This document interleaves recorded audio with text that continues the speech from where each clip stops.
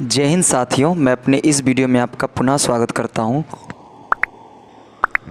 दोस्तों, इस वीडियो के माध्यम से आज हम ये बात करेंगे कि श्रव्यता का परिसर क्या है, यानी रेंज ऑफ हेयरिंग।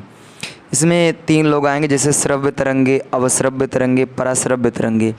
तो ये क्या चीज़ होती है, आइए इनको हम समझते हैं। पहले हम ये समझेंगे कि श्रव्यता का जो परिसर है, श्रव्यता का परिसर ये क्या चीज़ होता है, ये कहना क्या चाहता है हमसे। देखिए, ये कहना चाहता है कि हमारे कानों के, हमारे का मतलब मनुष्य, यानी मनुष्य के कानों तक जितनी आवृत्ति की आवाज़ उनको सुनाई देती है, अर्थात ध्वनि सुनाई पड़ती है, उसी को हम लोग बोलते हैं श्रव्यता का परिसर। यानी कितने रेंज तक की उनको सुनाई पड़ सकती है मनुष्य को। तो अगर हम बात करें मनुष्य को, तो मनुष्य को 20 से लेकर 20,000 हर्ट्ज़ तक की आवृत्ति मनुष्य को सुनाई पड़ सकती है। यानी इतने रेंज की आवृत्ति मनुष्य सुन सकता है, और जितने मनुष्य सुन सकता है उसी को हम लोग बोलते हैं श्रव्यता का परिसर, यानी रेंज ऑफ हेयरिंग। अगर मान लीजिए दोस्तों 20 हर्ट्ज़ से कम या 20,000 हर्ट्ज़ से अधिक की अगर आवृत्ति होती है तो उसको मनुष्य नहीं सुन पाता है। परंतु जैसे अगर मैं बात करूं, जैसे 5 साल के बच्चे हो गए या फिर कुछ जानवर, एग्जाम्पल में जैसे कुत्ते, तो ये कुछ ऐसे लोग हैं जो 20,000 हर्ट्ज़, अर्थात कहने का मतलब वो अधिकतम 25,000 तक की अगर आवृत्ति की आवाज़ रहती है तो उसको वो आसानी से सुन सकते हैं।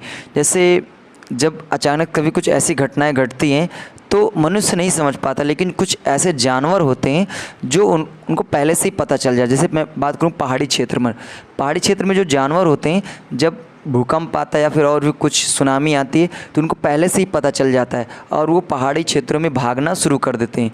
तो मनुष्य को नहीं सुनाई देता, लेकिन कुछ ऐसे पक्षी होते हैं, कुछ ऐसे जानवर होते हैं और 5 साल के कुछ बच्चे होते हैं जो उनको सुनाई पड़ जाता है, क्योंकि उनका जो कान की जो कैपेबिलिटी वो ज़्यादा उच्च होती है।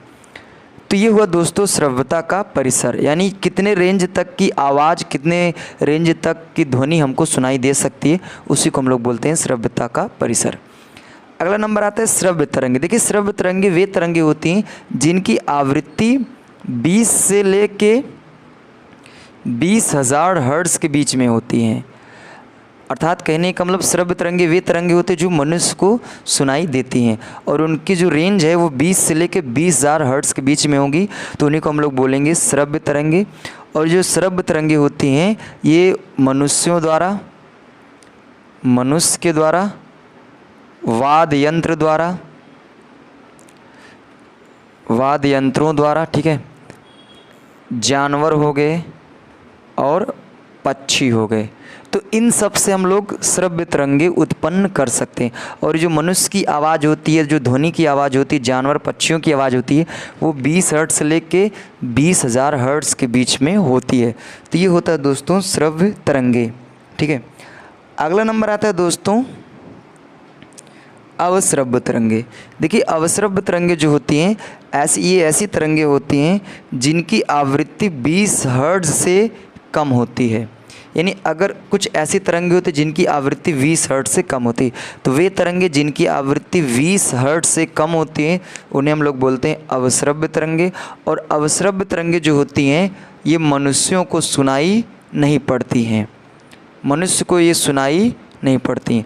और इन तरंगों को उत्पन्न करने के लिए बहुत बड़े पदार्थ, यानी बहुत बड़े यंत्र या बहुत बड़े वस्तु की आवश्यकता पड़ती है। जैसे मैं बात करूं भूकंप, तो भूकंप जब आता है तो हमको वो सुनाई नहीं पड़ता है, और जो भूकंप है दोस्तों वो एक प्रकार का अवश्रव्य तरंगे ही हैं।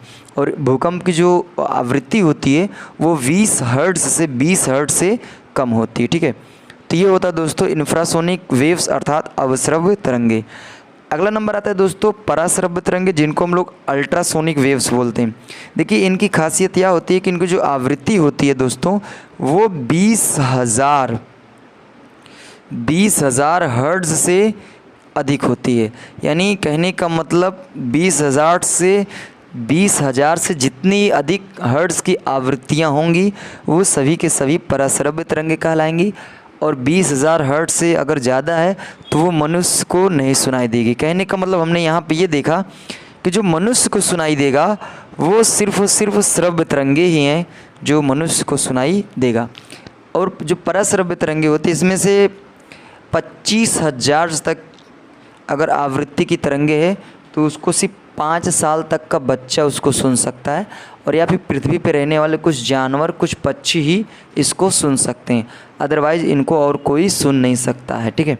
उसी तरह जो अवश्रव्य तरंगे और परश्रव्य तरंगे, इनको मनुष्य नहीं सुन सकता है, कुछ जानवर, कुछ पक्षी ही सुन सकते हैं इन तरंगों को, यानी इन आवाज़ों को। तरंग का तात्पर्य यहाँ पे आवाज़ से समझ लीजिए। और श्रव्य तरंगे वे तरंगे होती हैं जो 20 हर्ट्ज से 20,000 हर्ट्ज के बीच में होती हैं, और ये मनुष्य इसको बड़ा आसानी से सुन सकता है। तो ये कुछ बातें थी जो श्रव्यता का परिसर से संबंधित थी, उसको हमने बताने का प्रयास किया।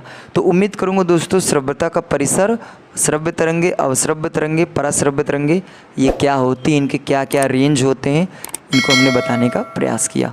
उम्मीद करूँगा दोस्तों ये बातें आपको समझ में आ गई होगी। आगे मिलेंगे दोस्तों नेक्स्ट वीडियो में, तब तक के लिए जय हिंद।